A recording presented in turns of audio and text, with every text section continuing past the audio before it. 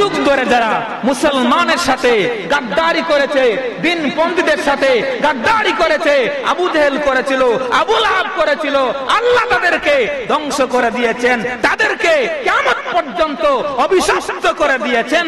নমরুদ করেছিল, ফেরাউন করেছিল, তাদেরকে আল্লাহ ধ্বংস করে দিয়েছেন। 313 জন 1000-এর বিরুদ্ধে যুদ্ধ করে তারা বিজয়ের পতাকা লাভ করেছিলেন।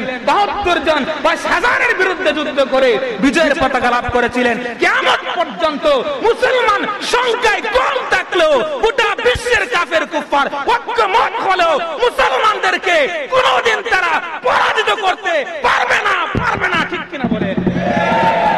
ইনশাআল্লাহ বলেন। আমরা সেই ইমানি জজবা নিয়ে আমরা পৃথিবীর মধ্যে আমরা বসবাস করতে চাই এবং আমরা আল্লাহ এবং রাসূলের গোলামি করে আমাদের জীবনকে আমরা অতিবাহিত করতে চাই। মদিনা মুনাওয়ারায় নবী সুন্দর একটা পরিবেশ সৃষ্টি করেছেন। একটা সুন্দর পরিবেশ সৃষ্টি করার পর রাষ্ট্র পরিচালনা করছেন। বিভিন্ন রাষ্ট্র যারা ইসলাম ধর্ম গ্রহণ করে নাই তাদেরকে চিঠির মাধ্যমে আল্লাহর এক ওয়াহদানিয়তের দাওয়াত দিচ্ছেন। সুবহানাল্লাহ। একটা ইয়ামনের একটা সীমান্তে আপনার দক্ষিণ পূর্ব অঞ্চলের একটা জায়গার নাম ছিল নাজরান। সেই নাজরানের মধ্যে খ্রিস্টান সম্প্রদায় বসবাস করত। খ্রিস্টানের একটা ঘাঁটি ছিল এখানে। তারা ঈসা আলাইহিস সালামকে আল্লাহর পুত্র বলে সম্বোধন করত। নাউজুবিল্লাহ পড়েন, জুড়ে নাউজুবিল্লাহ পড়েন না। ঈসা নবীকে খোদা মানত। এক এক সময় তারা ঈসা আলাইহিস সালামকে আল্লাহর পুত্র বলে সম্বোধন করত। নাউজুবিল্লাহ পড়েন, আরো জুড়ে নাউজুবিল্লাহ।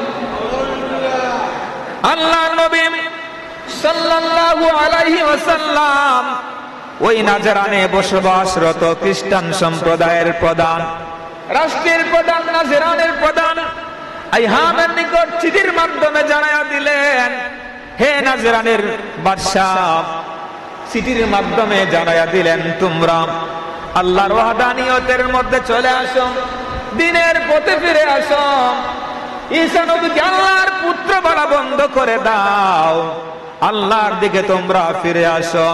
যদি তোমরা দ্বীনের মধ্যে প্রবেশ না করো জিজিয়া কর প্রদান করতে হবে।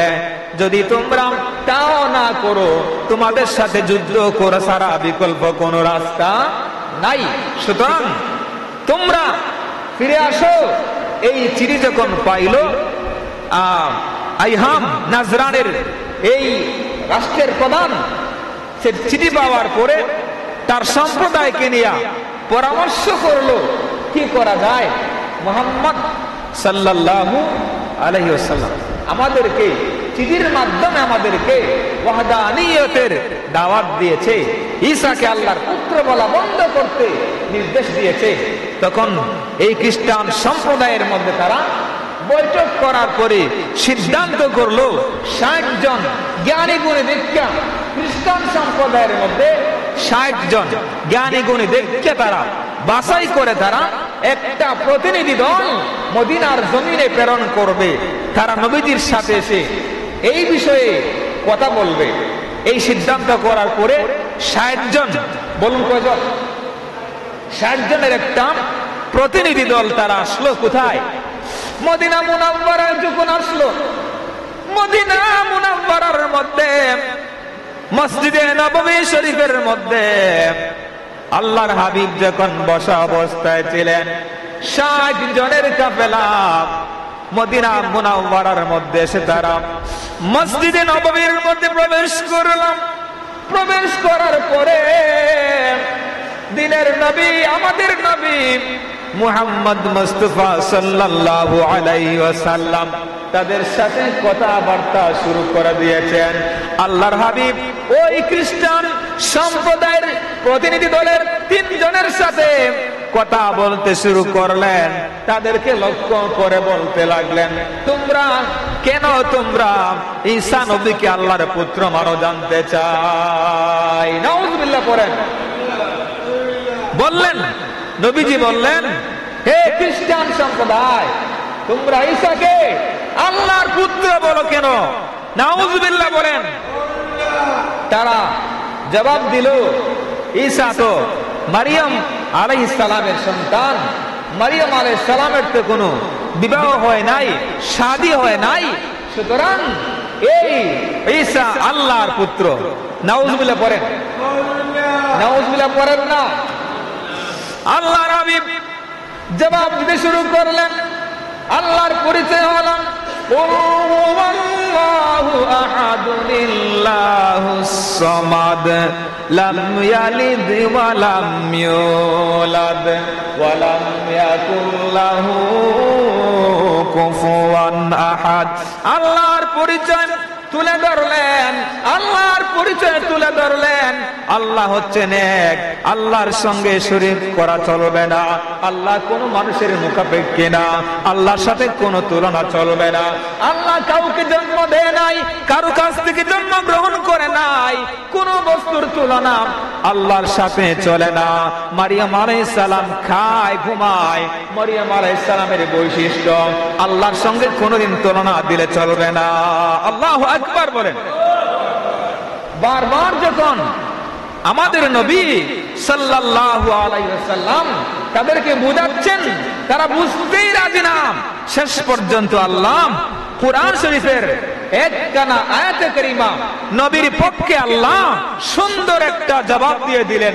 বলেন সুবহানাল্লাহ। নবী যখন কোন প্রশ্নের সম্মুখীন হন তখন নবীর পক্ষে জবাব দেন কে? জোরে বলেন না কে?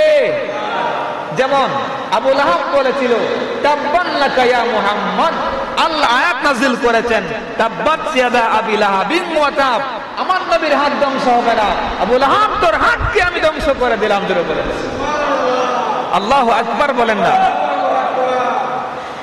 আল্লাহ রাব্বুল আলামিন কুরআন শরীফের সূরা আল ইমরানের 59 নম্বর আয়াতের মধ্যে বলেন, ইন্না মাসালা ঈসা ইনদাল্লাহি কামাসালি আদম খলাকাহু মিন তুরাবিন সুম্মা ক্বালা লাহু কুন ফায়াকুন। আল্লাহু আকবার বলেন। আল্লাহ রাব্বুল আলামিন বললেন, হে আমার নবী, আপনার জবান মোবারক দিয়া তাদেরকে বলে দাও ঈসা আলাইহিস সালাম এর দৃষ্টান্ত হলো আল্লাহর নিকট আদম নবীর মতো। অর্থাৎ আদম নবীর তো মাও নাই বাবাও নাই, বলেন না। আল্লাহ বলেছেন বন্ধু তাদেরকে বলে দাও ঈসার দৃষ্টান্ত আদমের মতো। ইন্না নিশ্চয়ই, মাসালা মানে উপমা, ঈসা মানে ঈসা নবীর, ইনদাল্লাহি আল্লাহর নিকট কামাসালি আদম আদমের মতো। অর্থাৎ আদম নবীর তো মাও নাই বাবাও নাই। আচ্ছা, মা বাবা ছাড়া আল্লাহ সন্তান দেওয়ার ক্ষমতা, মানুষ সৃষ্টি করার ক্ষমতা আছে না নাই? জুড়ে বলেন আছে না নাই? আমরা আমাদের মা বাবার মাধ্যমে দুনিয়ার মধ্যে এসেছি। আদম নবীকে আল্লাহ মা বাবা ছাড়াই সৃষ্টি করেছেন। আবার হাওয়াকে আল্লাহ আদম নবীর বাম পাদের হাড্ডি থেকে সৃষ্টি করেছেন। সুবহানাল্লাহ করে। এই বিভিন্ন প্রক্রিয়া আল্লাহ সৃষ্টি করার মাধ্যমে আল্লাহর কুদরত পৃথিবীর মধ্যে আল্লাহ প্রকাশিত করেছেন। জুড়ে বলেন সুবহানাল্লাহ। আল্লাহুম্মা সাল্লি আলা সাইয়্যিদিনা মুহাম্মাদ ওয়া আলা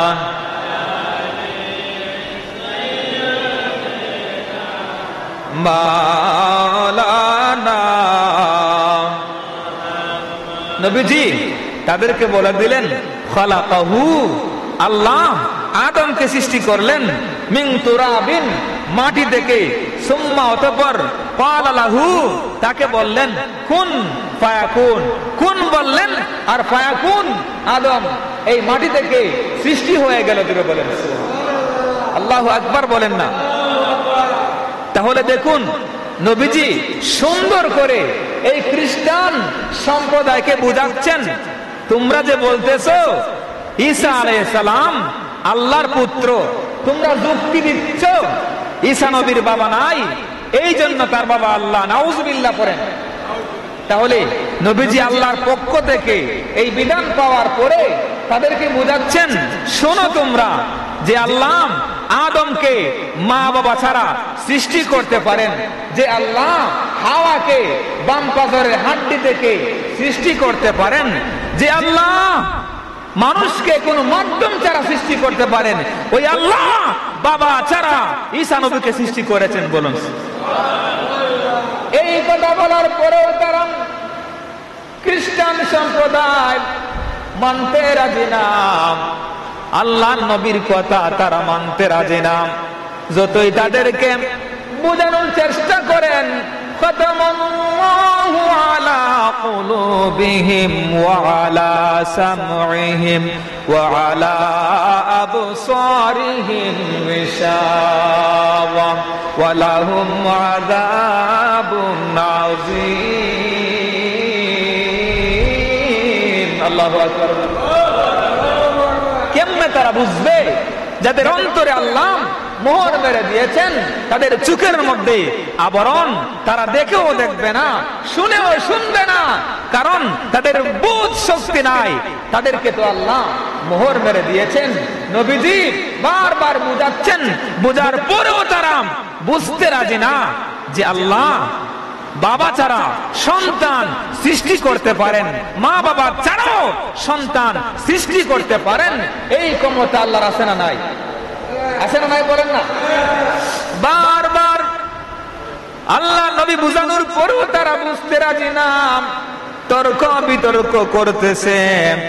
তর্ক বিতর্ক করা অবস্থায় আল্লাহ কোরআন শরীফের আরেকখানা আয়াত নাজিল করে জানিয়ে দিলেন। সূরা আল ইমরান 61 নম্বর আয়াত নাজিল করেন, ফামান হাজ্জাকা ফীহি মিন বাদি মা জাআকা মিনাল ইলমি ফাকুল তাআলাউ নাদউ আবনাআনা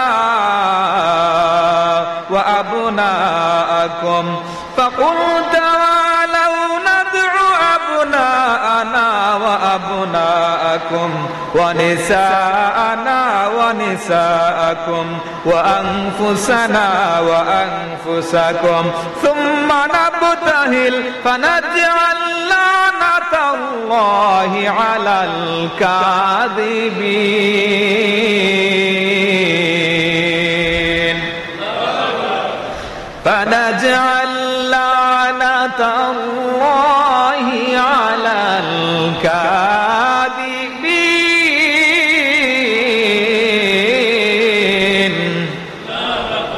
আল্লাহু আকবার বলেন না?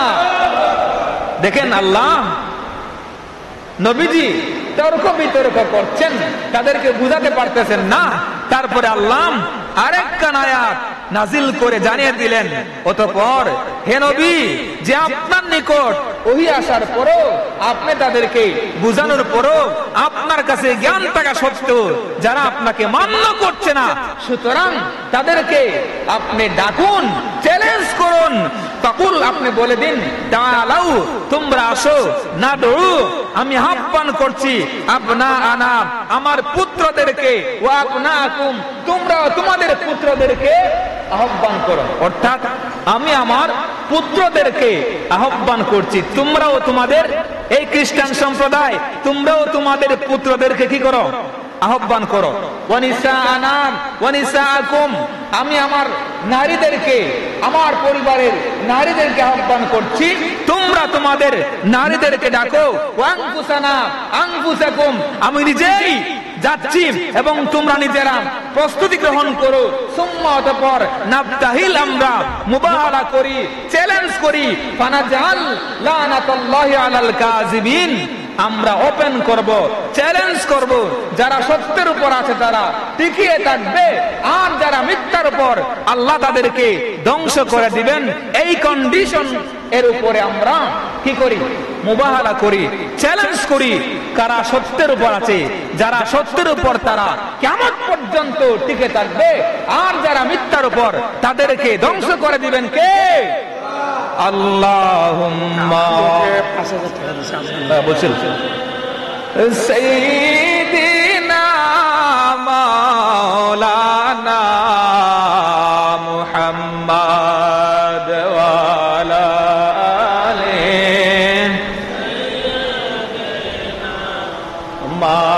মাওলানা দিয়েছে যারা আপনাকে দুঃখ কষ্ট বেদনা তাদেরই কষ্টেরই কথা দেব আমি কি বর্ণনা বর্ণনা তু দিচ্ছেন আল্লাহ বর্ণনা তু দিচ্ছেন আল্লাহ নাজিল করে সূরা লাহাব আল্লাহর প্রিয় হাবিব আপনি কাঁটাবিহীন একটি গোলাপ আল্লাহর প্রিয় হাবিব আপনি কাঁটাবিহীন একটি গোলাপ আল্লাহুম্মা মোহব্বতে সাল্লি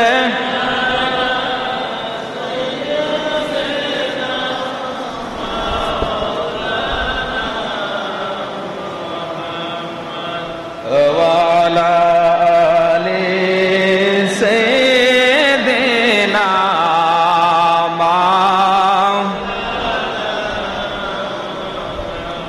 সম্মানিত হাজিরিন, তাহলে দেখুন আল্লাহর হাবিব বললেন আমি আমার বংশধরকে নিয়ে যাব আর তোরা তোদের বংশধরকে নিয়ে মাটির মধ্যে যাই আমরা মুবাহালা করব কারা সত্যের উপর আছে আর কারা মিথ্যার উপর আছে।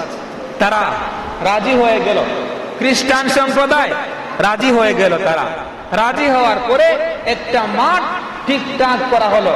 এই মাঠের মধ্যে খ্রিস্টান তাদের বংশ নিয়ে হাজির হয়ে গেল।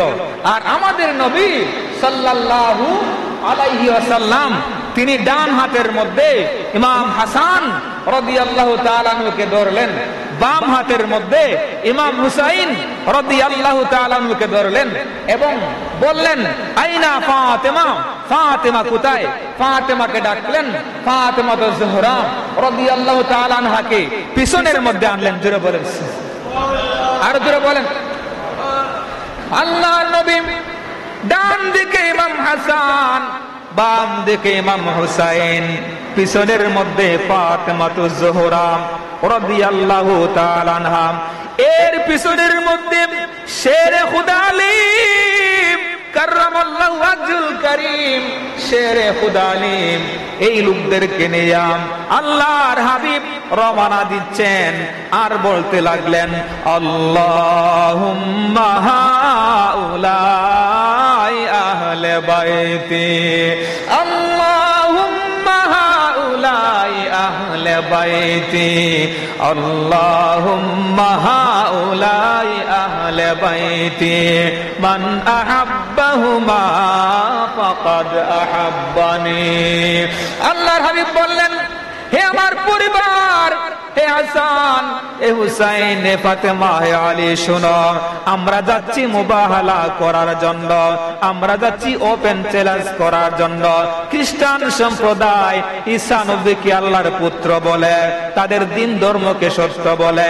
আমি বলছি না না না, ঈসা নবী আল্লাহর পুত্র হতে পারে না, তোমাদের দিন ধর্ম সত্য হতে পারে না। আমি চ্যালেঞ্জ করেছি মুবাহালা করার জন্য ময়দানের মধ্যে রওনা দিচ্ছি। হে আমার পরিবার লোকেরা শোনো, হে হাসান হুসাইন শোনো, হে ফাতেমা আলী শোনো, আমি যখন দোয়া করব তোমরা জোরে জোরে আমিন বলবে। জোরে বলেন সুবহানাল্লাহ। আল্লাহর নবী এই পাঞ্জাতন হাসান হুসাইন ফাতেমাতুজ জোহরা শেরে খুদা আলীকে নিয়ে রওনা দিচ্ছেন আর দোয়া করতে লাগলেন। যাইতে যাইতে ওই ময়দানের মধ্যে যখন চলে গেলেন, ময়দানের মধ্যে যাওয়ার পরে খ্রিস্টান সম্প্রদায় যখন দেখলো আল্লাহর নবীর নূরানী চেহারা জলমল করতেছে, নবীর মতন সুন্দর পৃথিবীর মধ্যে নাই, ভাই, নবীর নূরানি চেহারা দেখিয়া কত হাজার হাজার লক্ষ কাফির মুসলমান হয়েছে। আমার নবীর সুন্দর কথা শুনিয়া লক্ষ লক্ষ কাফের মুসলমান হয়েছে। আমার নবীর সুন্দর ব্যবহার দেখিয়া লক্ষ কোটি কাফের কুফার বেঈমান মুসলমান হয়েছে। আল্লাহ নবীকে হত্যা করার জন্য গিয়েছে, নবীর সামনে গিয়ে বক্তব্য পাল্টিয়ে দিয়েছে। আল্লাহ অন্তরটারে পরিবর্তন করে দিয়েছেন, কারণ আমার নবীর চাইতে সুন্দর ব্যবহারওয়ালা সুন্দর পৃথিবীর মধ্যে আর কেউ হতে পারে। আল্লাহু আকবার বলেন।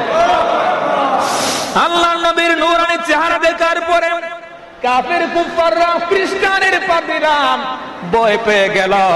আবার যখন দেখলাম আল্লাহ নবীর ডান দিকে ইমাম হাসান, বাম দিকে ইমাম হুসাইন, পিছনের মধ্যে ফাতেমা, এর পিছনে আলী, তাদের চেহারার মধ্যে নূরের ফোকাস বের হচ্ছে। এত সুন্দর চেহারা ঝলমল করতেছে, পূর্ণিমার চাঁদের মতন দীপ্তিমান।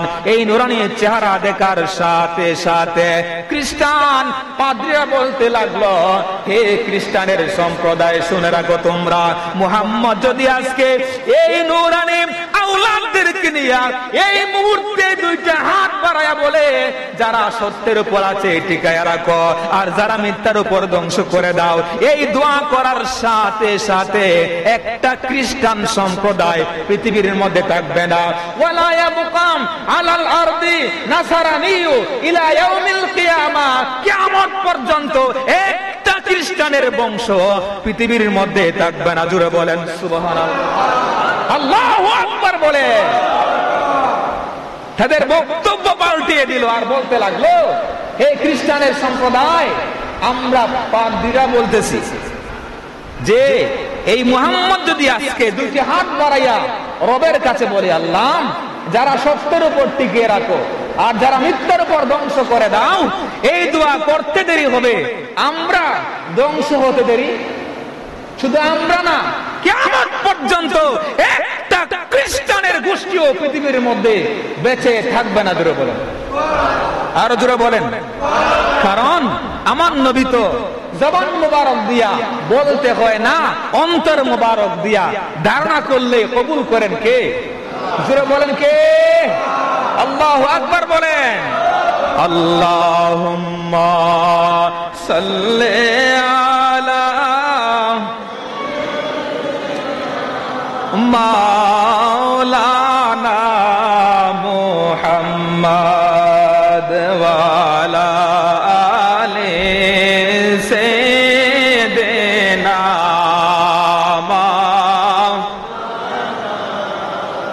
এমন নবীর উম্মত আমরা, যেই নবীর নাই তুলনা,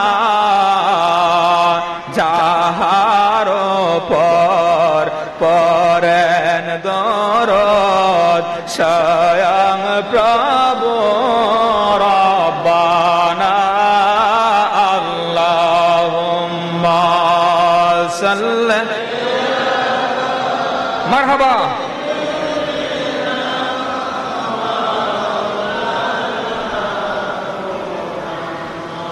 ওয়ালা আলে সাইয়্যিদিনা মাওলানা। শুধু মণ্ডলী, খ্রিস্টানের পাদ্রীরা আর চ্যালেঞ্জ করলো না, মুবাহালা করলো না, তারা পরাজিত হয়ে গেল এবং সন্ধি করে ফেললো। তাহলে এই কান থেকে আমাদের শিক্ষা নিতে হবে, আমরা সত্য ধর্মের উপর আছি। আমাদের নবীজির ধর্ম কিয়ামত পর্যন্ত সত্য ধর্ম। কিয়ামতের ময়দানে আমরা আমাদের নবীজির যারা অনুসারী আছি, ধর্ম যারা গ্রহণ করেছি, আমরাই বেহেশতের মধ্যে যাব। ঠিক কিনা বলেন? ইনশাআল্লাহ বলি। আর তারা যে বাতিল ধর্ম, এটা ওই সময় কি হয়ে গেছে? প্রমাণিত হয়ে গেছে। আর তারা যুগ যুগ ধরে তারা মাথা নাড়া দিয়ে উঠে আর সময় সময় আল্লাহ ধ্বংস করে দেন। ইসরায়েলে মাথা ছাড়া দিয়ে উঠেছিল কিছুদিন আগে, এখন আবার ইনশাআল্লাহ কিছুদিনের মধ্যেই নাস্তানাবুদ হয়ে যাবে। বিশ্বের মানচিত্র থেকে ইসরায়েলের নাম মোচন হয়ে যাবে বলে ইনশাআল্লাহ, ইনশাআল্লাহ বলে। নারায়ে তাকবীর, নারায়ে রিসালাহ, আহলে সুন্নাত ওয়াল জামাত। যুগ যুগ ধরে যারা মুসলমানের সাথে গাদ্দারি করেছে, দিনপন্থীদের সাথে গাদ্দারি করেছে, আবু জেহেল করেছিল, আবু লাহাব করেছিল, আল্লাহ তাদেরকে ধ্বংস করে দিয়েছেন, তাদেরকে কিয়ামত পর্যন্ত অভিশপ্ত করে দিয়েছেন। নমরুদ করেছিল, ফিরআউন করেছিল, তাদেরকে আল্লাহ ধ্বংস করে দিয়েছেন। 313 জন 1000-এর বিরুদ্ধে যুদ্ধ করে তারা বিজয়ের পতাকা লাভ করেছিলেন। 72 জন 50,000-এর বিরুদ্ধে যুদ্ধ করে বিজয়ের পতাকা লাভ করেছিলেন। কিয়ামত পর্যন্ত মুসলমান সংখ্যায় কম থাকলেও গোটা বিশ্বের কাফের কুফার ঐক্যমত হলেও মুসলমানদেরকে কোনদিন তারা পরাজিত করতে পারবে না, পারবে না। ঠিক কিনা বলেন? ইনশাআল্লাহ বলেন। আমরা সেই ইমানি জজবা নিয়ে আমরা পৃথিবীর মধ্যে আমরা বসবাস করতে চাই এবং আমরা আল্লাহ এবং রাসূলের গোলামি করে আমাদের জীবনকে আমরা অতিবাহিত করতে চাই। সম্মানিত হাজিরিনে কেরাম, এই মুবাহালার আয়াত প্রমাণ করে যে 5 জন যে পাকে পাঞ্জাতন, ইমাম হাসান, হুসাইন, ফাতেমা, আলী, এরা যে পাকে পাঞ্জাতন, এটার প্রমাণিত হয়েছে। এই মুবাহালা যখন করেছিলেন নবীজি, এই 5 জনকে নিয়ে নবীজি ওপেন চ্যালেঞ্জ করেছিলেন আর নবীজির হাতে আল্লাহ বিজয় দান করেছিলেন। সকলে পড়ি সুবহানাল্লাহ। সম্মানিত হাজিরিন, এই 5 জনের আলাদা আলাদা বৈশিষ্ট্য। ফাতেমা জোহরা, ওনার কোথায় বিবাহ হয়েছিল?